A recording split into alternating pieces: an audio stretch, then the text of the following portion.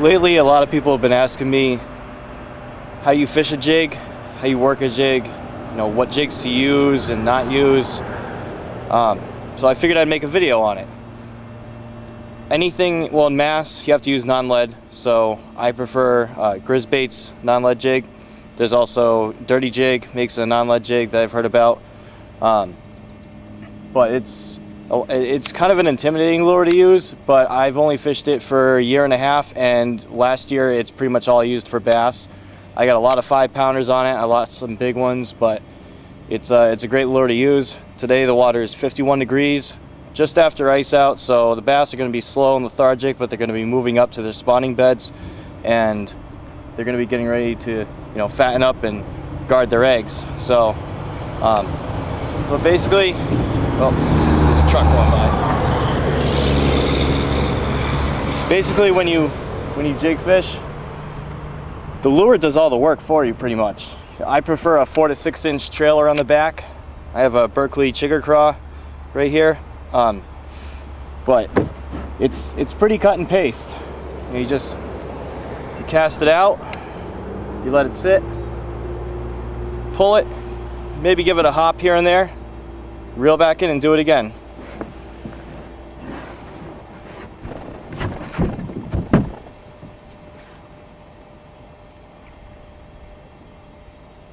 So I cast to about maybe 6-7 feet of water. I always keep my line slack just in case you see that little tick that's a bass grabbing on the fall. Just slowly pull it back, give it a couple hops,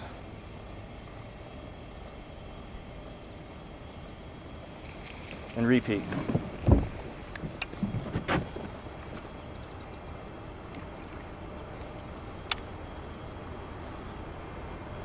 I'm using a Shimano Compre worm and jig rod, 6'8", medium heavy fast action. I have a Quantum smoke reel. It's not the best reel in the world, but it does the job. I'm using 15-pound Power Bro braid.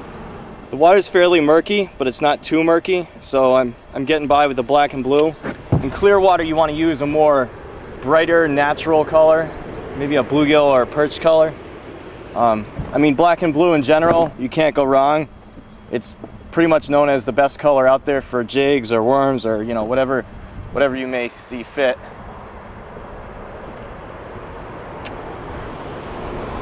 But the best thing about the jig, you can do so much with it. You can cast it out, you can throw it in the middle of a tree, right where the bass live, and in many cases I've missed a bass on the outside of a tree. It swam inside the tree, and then I've caught it.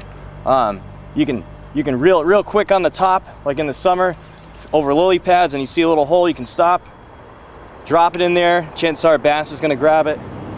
You can swim it, kind of like a spinnerbait, but you don't have the blades on the back. You can do everything with it.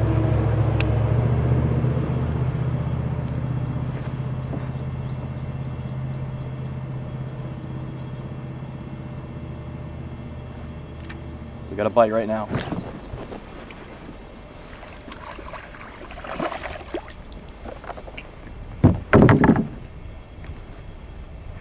Even the little guys, they like it.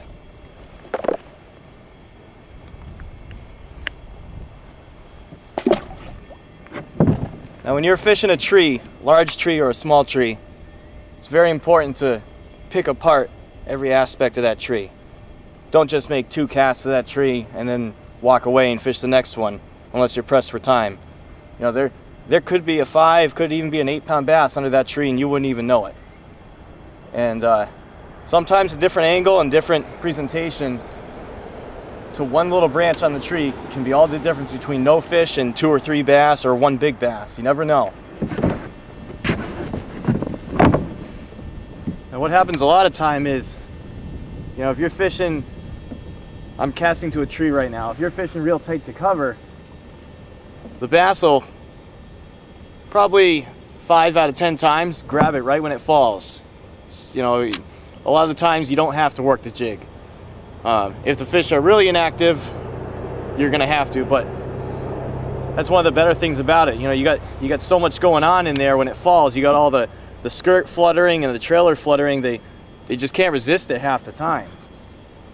So, you know, a lot of your bass will just hit right in the fall. I keep my line slack and my bail open just in case one grabs it and starts running with it, so I can get a good hook set. You know, I don't want to have my bail closed and have to set it right away. I want them to, you know, get it in there so I can land the fish. That didn't come out right, but you get what I mean. Keep in mind, what I'm sharing with you is what works best for me. If something else works better for you, you know, so be it. But everybody's got their own thing.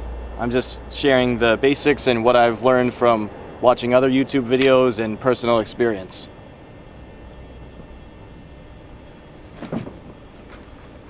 Oh, that's a snag. See, that's the other thing. You're gonna snag a lot of shit when you're using a jig. It's gonna happen. That's the one thing that does suck. I mean, it's pretty weedless, but you're still gonna snag stuff. But you look at it this way, you know, if you're not snagging stuff, you're not really throwing it where the bass are living.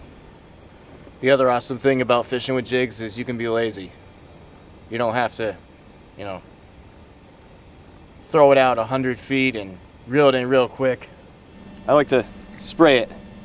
I firmly believe in getting rid of any human scent that might be on there, or any scents from home, or whatever it may be. It might be the placebo effect. It might be, you know, I don't know, but I firmly believe in it. And Bang makes craw. It stinks. It smells like crawfish, but I swear by it. You know, just a couple of sprays and you're good to go.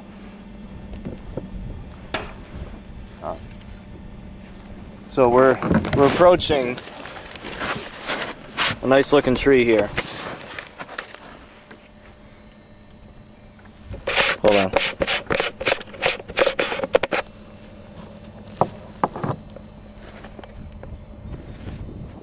So when I see something like this, you got a tree in the water, you know, there's sticks underwater, there's, you know, everything all over the place, but it's one distinct tree that sticks out on the corner. It's kind of on a point. You're gonna want to throw outside and then inside the middle of the tree. You'll think you're snagged, you'll be on the bottom.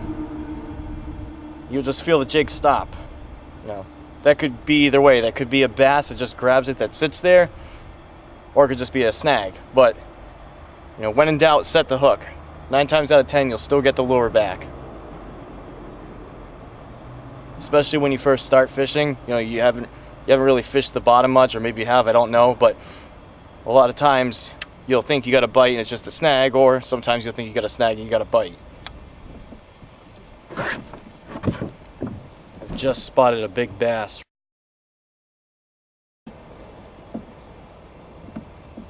But 9 times out of 10, you see the fish and they're like, you know, I'm not going to touch anything. At least in my experience. If you don't see the bass, then you'll get the bite. If you do see the bass, you're probably not going to get it. When I bass fish is, you know, I recommend listening to some good old 80s rock, some Motley Crue. Listen to some Motley Crue, you're going to catch some fish.